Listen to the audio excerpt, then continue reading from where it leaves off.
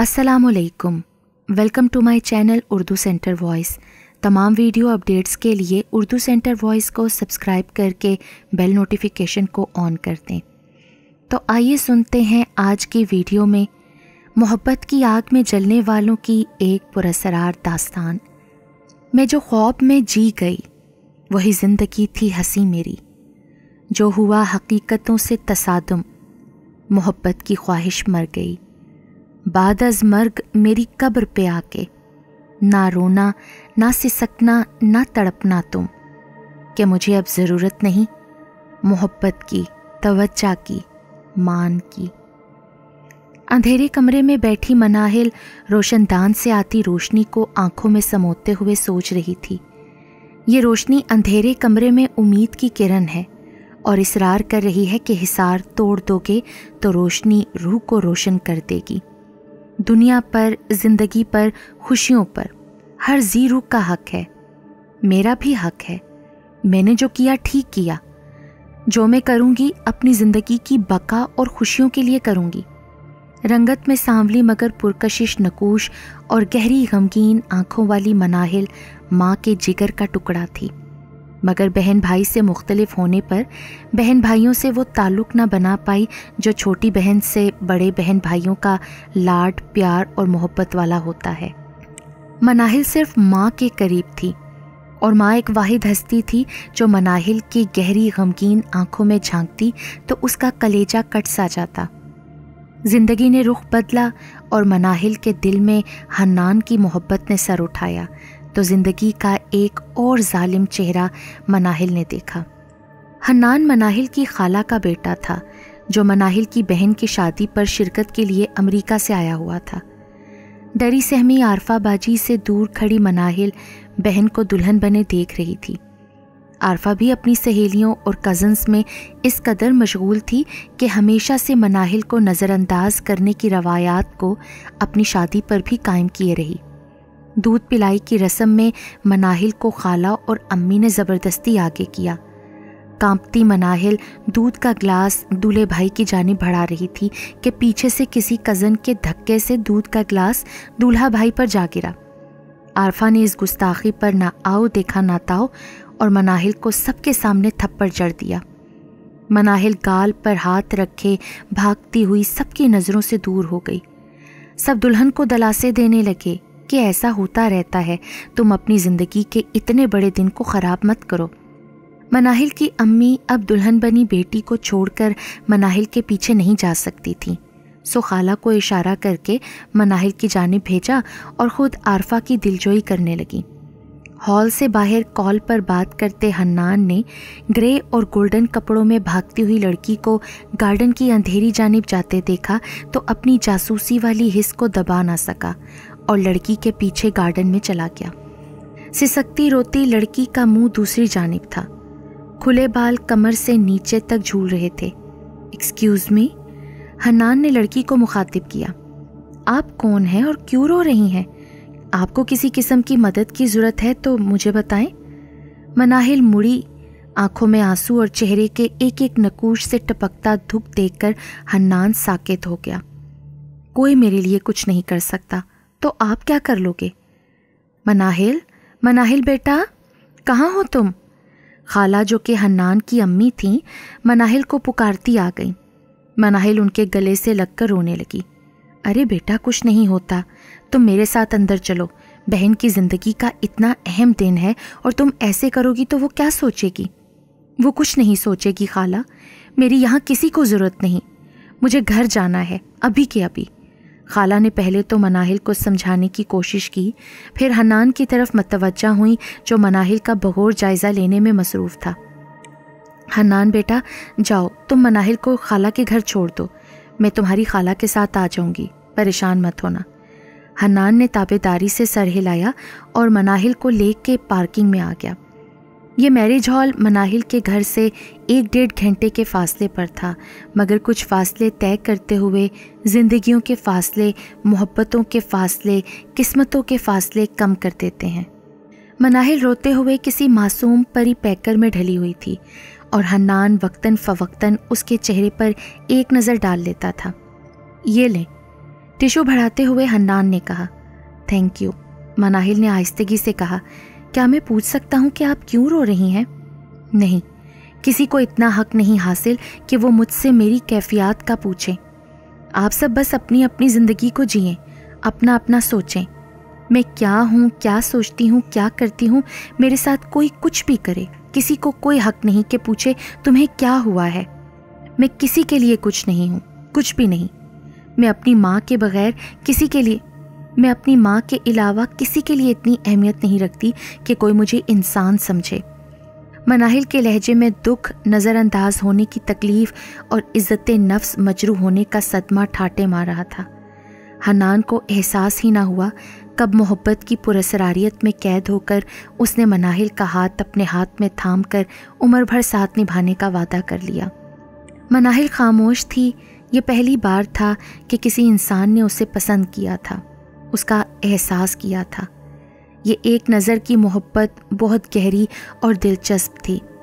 अभी 15 मिनट पहले वो दोनों खालाजाद होने के नाते गाड़ी में बैठे थे और अब साथ बैठा शख्स उसे खुशियों की नवीद सुना रहा था। मनाहिल ने हामी भर ली। खाला ने कल वापस अमेरिका चले जाना था और अंदर अंदर की खबरों के मुताबिक खाला अपने बेटे का रिश्ता पक्का करने वाली थी और वो खुशनसीब लड़की कौन थी कोई नहीं जानता था, मगर मनाहिल तो हवाओं में उड़ रही थी। रात खाने के बाद खाला ने मनाहिल का रिश्ता हन्नान के लिए मांग लिया। मनाहिल हन्नान को तके जा रही थी। उसे यकीन ही नहीं हो रहा था कि वो इतनी खुशकिस्मत कैसे हो सकती है। मंगनी खुशी से अंजाम पाई और खाला ने अगले माह शादी की तारीख का अंदिया देते हुए आराम के घर से रुखसत तलब की, क्योंकि सुबह उन्हें पहली फ़्लाइट से वापस जाना था। मनाहिल तो फूले नहीं समा रही थी कि वो इतनी खुशकिस्मत कैसे हो सकती है कि उसे हन्नान से चंद लम्हों में गहरी मोहब्बत हो गई थी और ये मोहब्बत आइंदा चंद हफ्तों में जुनून की हदों को छूने लगी थी। ज़िंदगी उन्हीं को अपना असली रंग दिखाती है जो समझ रहे होते हैं कि ज़िंदगी के तमाम बुरे रंग उन्होंने देख लिए हैं। शादी से एक हफ्ता पहले हन्नान और खाला लोग मनाहिल के शहर कराची में एक पोश एरिया में शिफ्ट हो गए। अभी शादी की हतमी तारीख रखी ही थी कि सब तैयारियों में मसरूफ़ हो गए। मनाहिल तो आसमानों में परवास कर रही थी, उसके तो पाँव ही ज़मीन पर ना लगते थे। वो अपनी दोस्तों के साथ शॉपिंग की गर्ज से मॉल गई। वहाँ से वापसी पर मनाहिल को उसकी दोस्त ने किसी ज़रूरी काम की वजह से मनाहिल की कॉलोनी के गेट पर उतार दिया। मनाहिल अल्लाह हाफिज़ कहती हुई पैदल घर की जानिब बढ़ रही थी कि अचानक एक वाइट कार मनाहिल को रोंदते हुए गुजर गई। क़याम कर लिया उन लोगों ने रास्ता खारदार देखकर, जो कहते थे इश्क में मरकर दिखाएंगे तुम्हें। शादी के बाद ये पहली सुबह थी। अनम मुँह धो रही थी कि वॉश बेसन के शीशे में अपने अक्स पर नज़र पड़ी। माथे के दरमियान जलने का निशान देखकर हड़बड़ा कर शीशे की जानिब मज़ीद झुक गई। जैसे ही झुकी, जलने के निशान से रोशनी निकली और शीशे में किसी फिल्म की मानित मंजर कशी होने लगी। घूंघट निकाले बैठी दुल्हन सिसक रही थी। अनम दुल्हन की जानिब बढ़ती है और दुल्हन का घूंघट पलट देती है। घूंघट पलटते ही अनम की चीखें निकल जाती हैं। जला हुआ मुंह और जलने के ताज़ा जख्मों से रिश्ता खून। अनम को देखकर दुल्हन अपने बड़े बड़े नाखूनों से खुद का चेहरा नोचने लगती है। लंबे लंबे नाखूनों में गोश्त उधड़ उधड़ कर फंस रहा था और हालत ये थी कि चेहरे की हड्डियां नुमायां होने लग गई थीं। अनम ने एक ज़ोरदार चीख मारी और वॉशरूम में ही बेहोश हो गई। जब होश आया तो सामने तमाम घर वाले परेशान खड़े थे। खाला ने प्यार से अनम के बालों को सहलाते हुए कहा, क्या हुआ था मेरी गुड़िया? खाला, माथे पर जले के निशान पर हाथ रखते हुए अनम कहने लगी, ये निशान, ये जलने का निशान? बेरब्त जुमले खाला की समझ से बाहर थे। बेटा कौन सा निशान? खाला, माथे पर जलने का निशान। आंखों में खौफ लिए अनम ने माथे पर हाथ फेरा। कुछ भी नहीं है मेरी बच्ची, तुम्हें कोई वहम है। तुम कल दुल्हन बनी, अच्छी बुरी नज़रों का महवर बनी रही हो ना, इसलिए इंसान पर मनफी असरात पड़ते हैं, नज़र लग जाती है। मैं अभी मिर्चों से तुम्हारी नज़र उतारती हूँ। खाला ने मिर्चों से नज़र उतारी और अम्मी ने सदका दिया। रात को वलीमे का फंक्शन है बेटा, अब तुम आराम कर लो, शाम में पार्लर भी जाना है। ये कहती खाला सबको अनम के कमरे से बाहर ले आई। انم ذہنی طور پر تھکاوٹ محسوس کر رہی تھی، جلد ہی نیند کی آغوش میں چلی گئی۔ اٹھو انم، حنان کی آواز پر انم کی آنکھ کھل گئی۔ فریش ہو جاؤ، پارلر بھی جانا ہے، امی آپ کا انتظار کر رہی ہیں۔ انم فریش ہو کے خالہ کے ساتھ پارلر چلی گئی۔ گرے کلر کے فراک میں انم کسی گڑیا سے کم نہیں لگ رہی تھی۔ بیوٹیشن نے بہت مہارت سے انم کو کسی موم کی گڑیا کی مانند تیار کر لیا۔ پارلر کے شیشے میں اپنا عکس دیکھتے ہوئے انم کو پھر سے وہی جلے ہوئے چہرے والی دلہن یاد آ گئی۔ یہ گجرے پہن لو، پارلر میں ایک انجانی سی عورت نے گجرے انم کی جانب بڑھاتے ہوئے کہا۔ انم نے گجرے تھام لیے، تبھی خالہ میک اپ روم میں داخل ہوئی اور کہنے لگی، جلدی چلو، حنان گاڑی میں انتظار کر رہا ہے اور فنکشن کا ٹائم بھی شروع ہونے والا ہے۔ گجرے پرس میں ڈالتے ہوئے انم کو احساس ہوا کہ خالہ کے آتے ہی وہ عورت جو گجرے پکڑا رہی تھی غائب ہو چکی تھی، مگر جلدی جلدی میں وہ اس بات پر مزید نہ سوچ سکی۔ فنکشن بہت پروقار تھا جو بخوبی گزرا۔ ہر زبان پر دلہا دلہن کی جوڑی کی تعریفوں کے چرچے تھے۔ دلہن کانچ کی مانند خوبصورت گڑیا لگ رہی تھی۔ رات گئے فنکشن اختتام کو پہنچا۔ 3 بجے گھر پہنچ کر سینڈل اتارتی انم کو محسوس ہوا جیسے اس کے پاؤں کسی لیس دار چیز سے بھر گئے ہوں۔ لہنگا تھوڑا اوپر کرتے ہوئے پاؤں کی جانب دیکھا تو فرش پر خون ہی خون تھا۔ ابھی وہ سکتے کے عالم میں دیکھ رہی تھی کہ دروازہ کھلا اور حنان تیزی سے اندر داخل ہوا۔ انم کو یوں آنکھیں پھاڑے ٹکٹکی باندھے اپنے پاؤں کی جانب دیکھتے ہوئے اسے آواز دینے لگا۔ کافی دیر بعد خوف کا بت پگھلا تو انم نے صرف اتنا کہا، یہ خون ہے نا؟ کہاں ہے خون؟ حنان نے حیرت سے پوچھا۔ یہ خون؟ اب کی بار انم کو بھی فرش صاف ستھرا دکھائی دیا۔ ارے تم تھک گئی ہو، آرام کرو، میرے ایک دوست کا ایکسیڈنٹ ہو گیا ہے، میں اس کے پاس جا رہا ہوں، ممکن ہے مجھے دیر ہو جائے، تم آرام کرو۔ سنیں، کسی کو بولیں کہ میرے پاس آ کر سو جائے۔ حنان کو بھی یہ بات ٹھیک لگی۔ اچھا ٹھیک ہے، میں سونیا کو کہتا ہوں۔ سونیا جو حنان کے بھائی کی 15 سالہ بیٹی تھی، یعنی حنان کی بھتیجی، وہ انم کے پاس آ گئی۔ انم جویلری اتارنے کی غرض سے سنگھار میز کے سامنے بیٹھی تھی۔ اس کی نظر اپنے پرس پر پڑی اور اسے وہ گجرے یاد آ گئے۔ انم نے جلدی سے پرس کھولا تو اخبار میں لپٹے گجرے اب بھی تازہ اور خوشبودار تھے۔ انم گجروں کو رکھ کر لباس بدلنے چلی گئی۔ فریش ہو کر آئی تو سونیا خواب خرگوش کے مزے لے رہی تھی۔ انم نے گجرے اٹھائے اور اپنی کلائیوں میں ڈال لیے۔ گجروں کا کلائیوں میں آنا تھا کہ سامنے شیشے میں انم کو اپنے عکس کے ساتھ اسی جلے ہوئے منہ والی دلہن کا وجود نظر آیا۔ پیچھے مڑ کر دیکھنے پر اسے اپنے پیچھے کوئی نظر نہ آیا، مگر سامنے شیشے میں جلے ہوئے منہ والی دلہن کا وجود نمایاں تھا۔ شیشے سے جلی ہوئی عورت کے لمبے ناخن والے ہاتھ باہر نکل آئے اور انم کے ہاتھوں سے گجرے نوچتے ہوئے جلے ہوئے منہ والی دلہن کہنے لگی، بہت شوق ہے نا تجھے گجروں کا؟ میں تیرا شوق پورا کرتی ہوں، اور ساتھ ہی گجروں کو نوچنے لگی۔ اس کے لمبے لمبے ناخن انم کی کلائیوں کو بھی نوچ رہے تھے۔ انم کی کلائیوں پر سے بڑے بڑے زخموں سے خون رس رہا تھا۔ انم کی چیخوں سے اب کمرہ گونج اٹھا۔ سونیا کی بھی آنکھ کھل گئی۔ اسے بس اتنا نظر آیا کہ انم سنگھار میز کے سامنے بیٹھی کسی سے اپنے ہاتھ چھڑانے کی کوشش کر رہی ہے اور اس کے ہاتھوں سے خون بہہ رہا ہے۔ وہ یہ منظر دیکھ کر باہر کو بھاگی اور اس شور سے سب گھر والے انم کے کمرے کی جانب آ گئے۔ لہو لہان ہاتھ لیے انم بس چیخے جا رہی تھی۔ گھر کی عورتوں نے انم کو تسلی دی۔ نانوں نے انم کو دم کیا اور اپنے کمرے میں لے آئیں۔ جہاں انم کے حواس بحال ہوئے تو تمام ماجرا نانوں کے گوش گزار کر دیا۔ نانو جہاں دیدہ خاتون تھی، وہ سمجھ گئیں ہو نہ ہو انم کے پیچھے کوئی بری روح، آتما یا کوئی آسیب ہے۔ بیٹا، کل ہم مولوی صاحب کے پاس جائیں گے جو تمام ماجرا بتا سکیں گے۔ حنان کو بھی اس واقعے نے ڈرا دیا تھا، کیونکہ اس بار انم کی کلائیوں پر ناخنوں سے نوچنے کے گہرے زخم تھے جو نظر انداز کرنے کے نہیں تھے۔ ڈاکٹر نے طبی معائنے کے بعد انم کی کلائیوں پر پٹی باندھی اور دوائی دی۔ اگلی صبح انم، نانو اور حنان مولوی صاحب کے پاس پہنچ گئے۔ مولوی صاحب نے پہلے دم کیا، پھر حساب کیا تو اوپری اثرات کے حملہ آور ہونے کا امکان ظاہر کیا اور انم کے گرد حفاظت کا حصار کھینچ کر ایک تعویذ انم کو اپنے پاس رکھنے اور ایک کمرے میں لٹکانے کے لیے دے دیا۔ زمیں بوس کر کے دوسروں کی محبت کے گھر کو سوچتے ہیں، بنیادیں کیسے مضبوط کریں اپنی محبت کی۔ کار مناہل کی ٹانگوں پر سے گزرتے ہوئے آگے بڑھ گئی تھی۔ مناہل درد سے تڑپ رہی تھی۔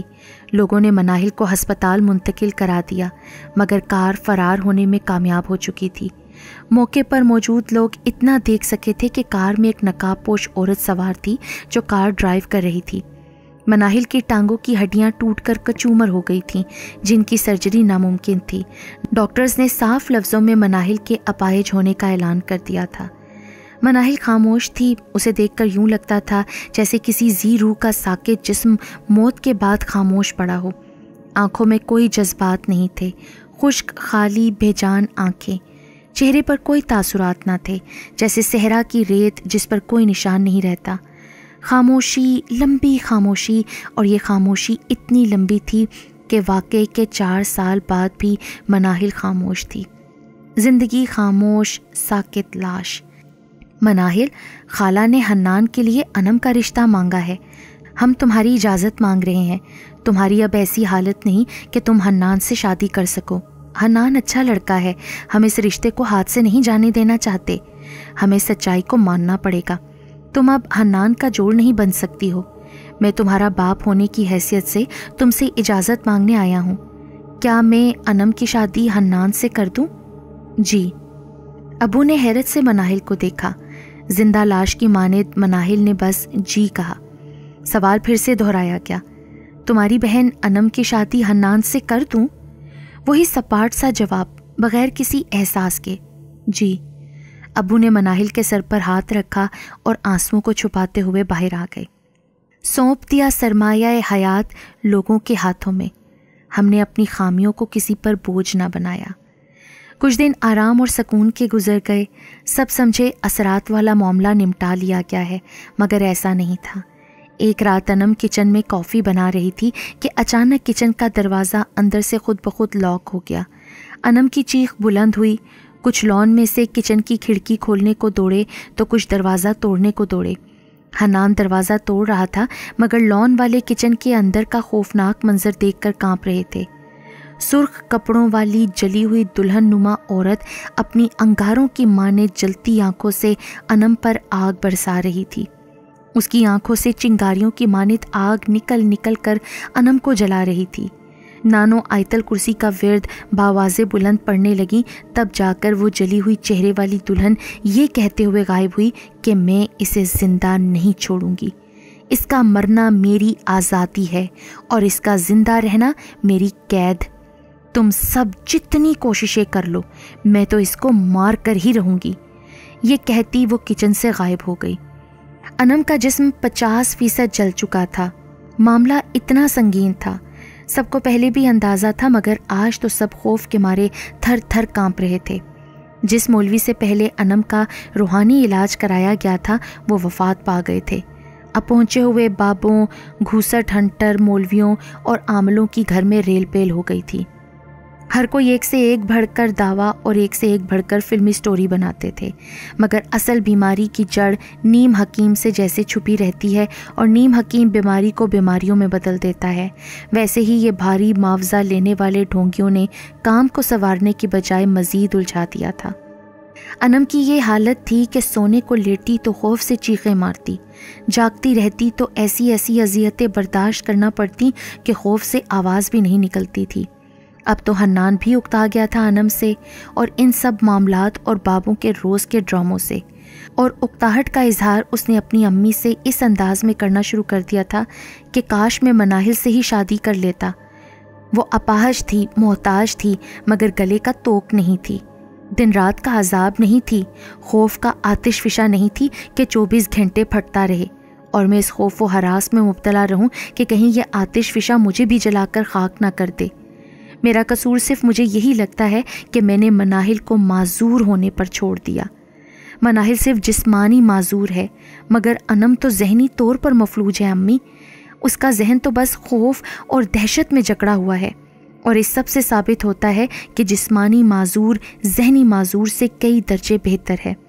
حنان انم سے شادی کے پچھتاوے کا اب کھلم کھلا انم کے سامنے، اس کے گھر والوں کے سامنے اظہار کر دیتا تھا۔ انم ایسے خوف کے سائے میں زندگی گزار رہی تھی کہ جہاں زندگی بچاؤ مہم چل رہی تھی۔ انم کو بس اپنی جان سے زیادہ کچھ بھی عزیز نہیں لگ رہا تھا۔ ہم ہیں اس دور حیات میں کرب و وحشت میں مبتلا کھڑے، جہاں تم ایک لمحہ بھی گزارو تو سانس نہ لو، موت کو اپنا لو۔ قبرستان کے بیچوں بیچ پرانی قبر کے پاس ویل چیئر پر بیٹھی لڑکی زور زور سے منتر پڑھ رہی تھی۔ برگد کے پرانے گھنے درخت کے پتے وقفے وقفے سے ہوا کے جھونکوں سے ہل کر خوفناک آواز پیدا کر رہے تھے، جس سے عام انسان کی حرکتیں کل بھی بند ہو جائے، مگر اس سب میں وہ نازک سی لڑکی لمبے بال کھولے سر کو دھنتے دھنتے منتر پڑھ رہی تھی۔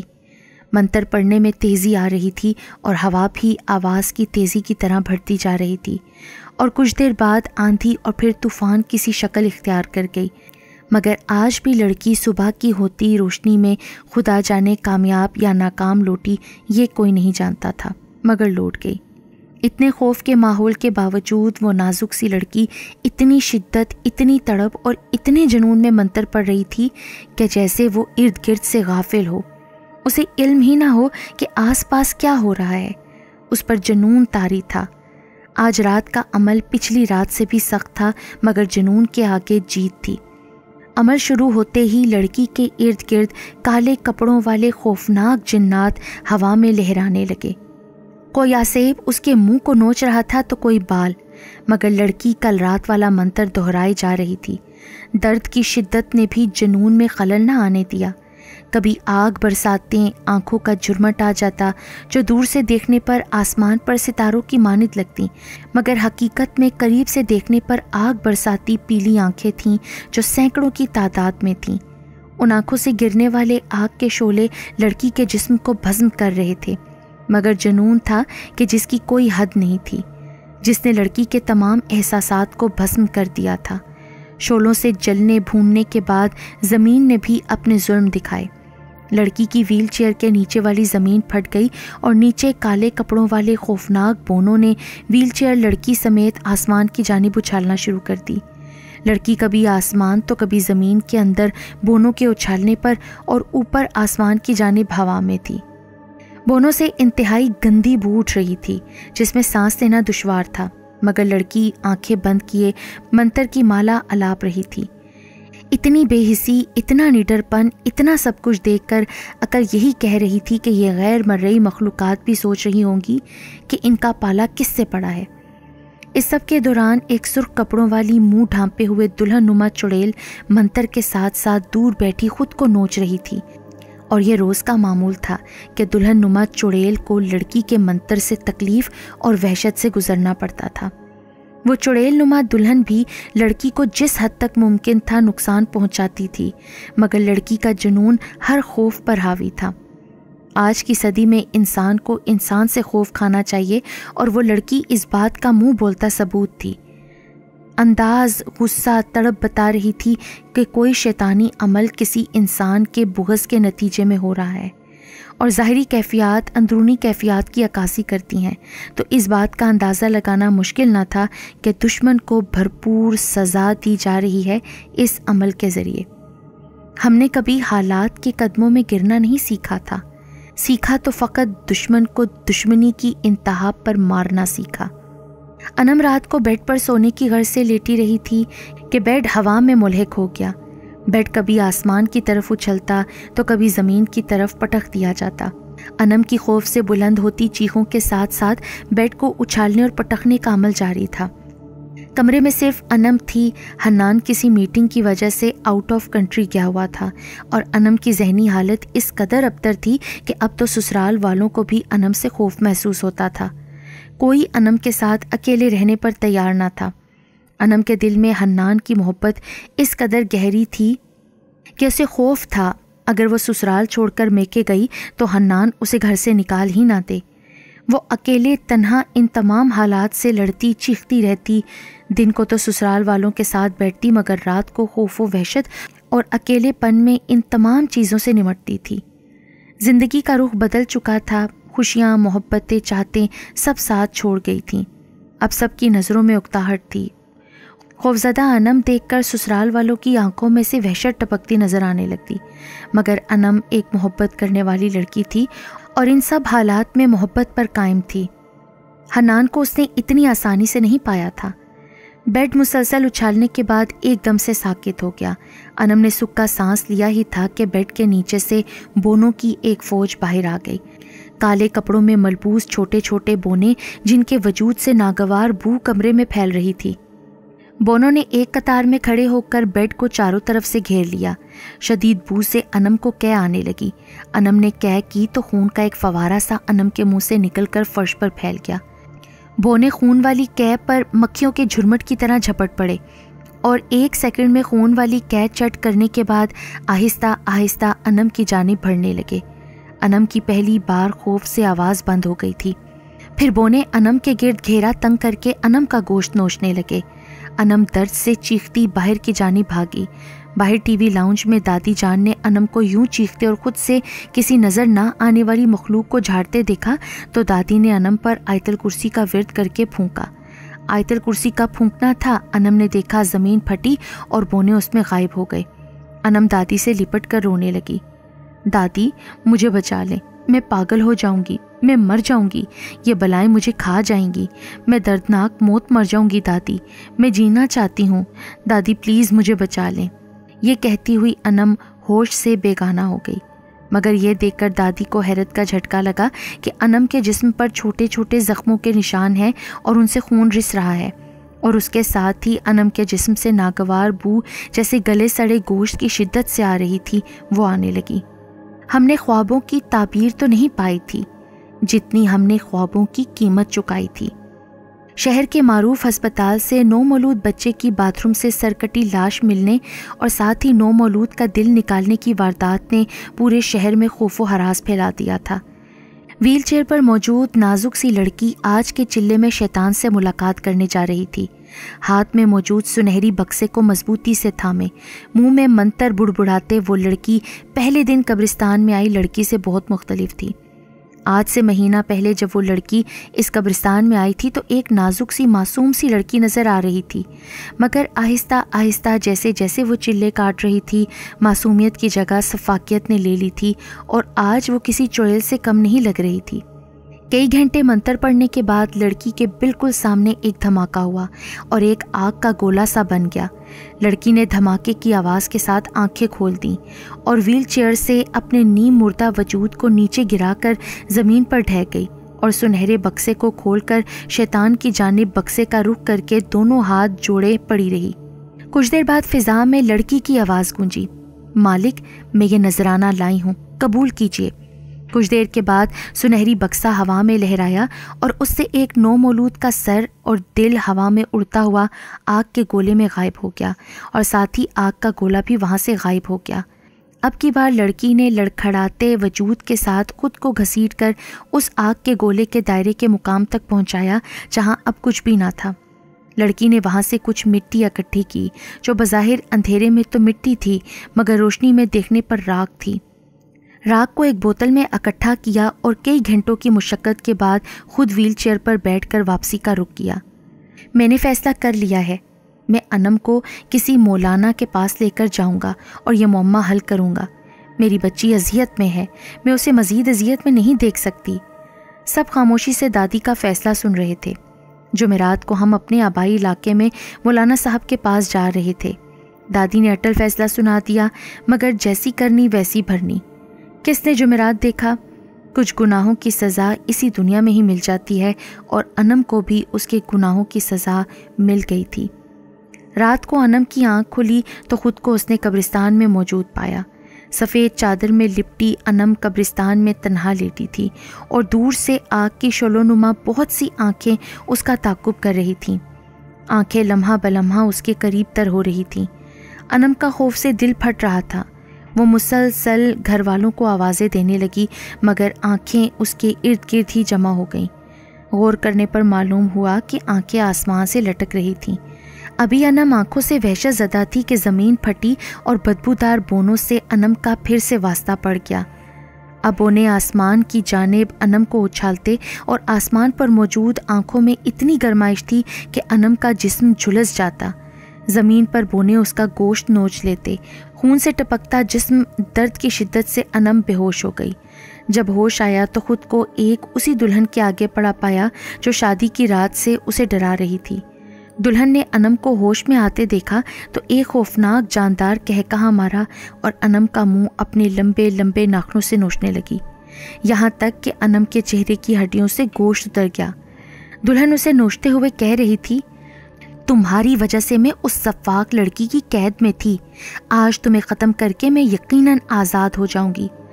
درد سے بلبلاتی انم اپنی مردہ حالت میں تھی، دماغ معاف تھا مگر اب تک سوچنے سمجھنے کی کچھ صلاحیت باقی تھی، اور ویل چیئر کی آواز قریب آتے محسوس کر رہی تھی۔ آپی آپی، وہ بڑبڑا رہی تھی۔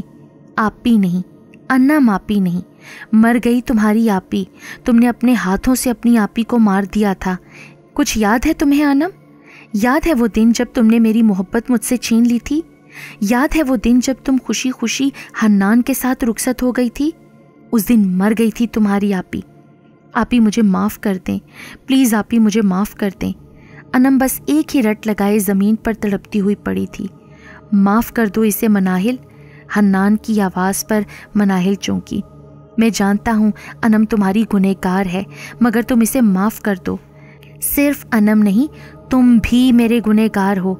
جانتے ہو جب تم نے مجھے معذور ہونے پر چھوڑا تھا میں کس صدمے سے گزری تھی، اور پھر ڈھٹائی دیکھو، تم نے میری ہی بہن سے شادی کر لی تو سوچو مجھ پر کیا گزری تھی۔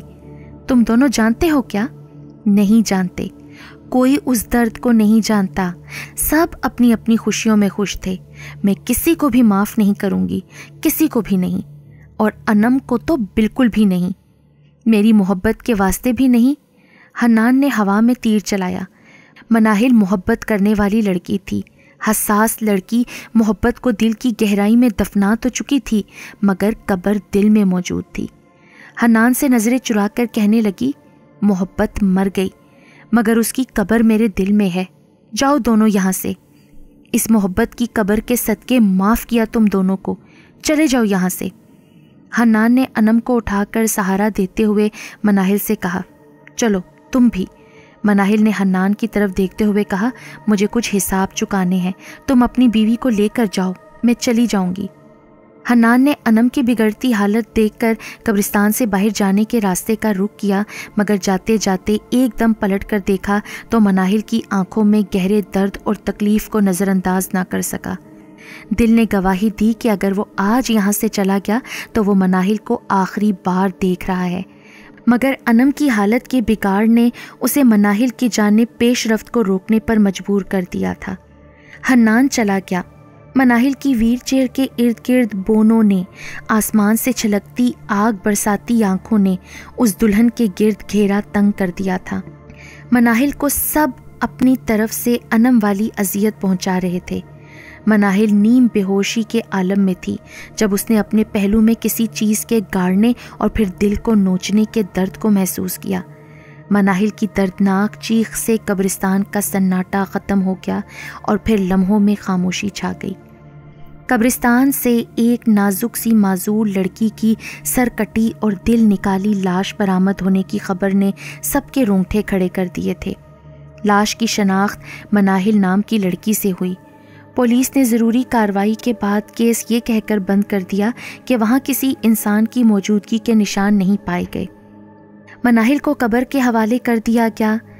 حنان کو مناہل کی ڈائری ملی جس میں محبت کی ناکامی، بہن کی خود غرضی اور حنان کی بے وفائی کے قصے درج تھے، مگر آخری صفحے پر حنان کی سزا درج تھی، پچھتاوے کی سزا۔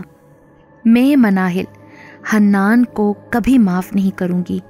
انم سے میرا حساب میں خود لوں گی مگر حنان سے میرا حساب میرا رب لے گا، جس نے مناہل کو ایک معصوم لڑکی سے شیطان کی چیلی بنا دیا۔ حنان، اس سب کے ذمہ دار تم ہو۔ تمہیں میں کبھی معاف نہیں کروں گی۔ تم میں انسانیت ہوتی تو تم مجھے ہر صورت قبول کر لیتے، جیسے میں تمہیں ہر صورت قبول کر رہی تھی۔ تم حساب دو گے اس بات کا۔ اس واقعے کے 3 سال بعد آج وہ مناہل کی قبر پر آیا تھا۔ مناہل کی محبت نے مناہل کے بعد حنان کی روح پر تماچے مارے تھے۔ آج وہ ہاتھ جوڑے معافی کا طلبگار تھا، مگر قبر کے کتبے نے حنان کی روح تک کو چھلنی کر دیا۔ میں لعنت بھیجتی ہوں ایسی محبت پر جس سے انسان کو اس کی ساری زندگی محروم رکھا جائے اور مرنے کے بعد مردہ جسم اور بے حس قبر پر آنسوؤں کی صورت نچھاور کی جائے۔ میں تو چھوڑ جاؤں گی یہ جہاں اور محبت کی اذیتیں۔ اپنا بتا، کیسے چھٹکارا پاؤ گے محبت کے بوجھ سے؟